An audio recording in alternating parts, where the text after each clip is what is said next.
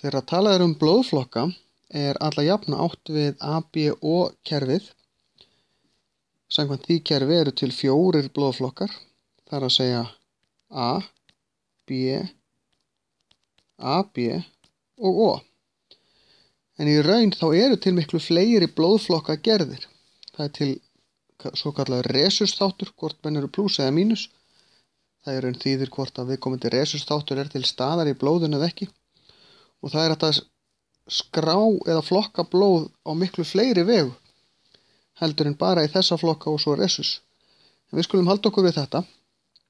Þessir 4 blóðflokkar, þetta er sem sagt svipgerðin, en arfgerðin, þar að segja hvaða gen eru til staðar, eru augljóslega svona það ekki. A, B og O. En hvar raðast AO og BO? Þeir raðast hér. Vegna þess að A og B eru jafn ríkjandi. Þess vegna verður til auka blóðflokkur sem heitir AB, því að annað ræður ekkert yfir hinu. En O er víkjandi, kemur ekki fram nema við höfum fengið O-gen frá báðum foreldrum okkar.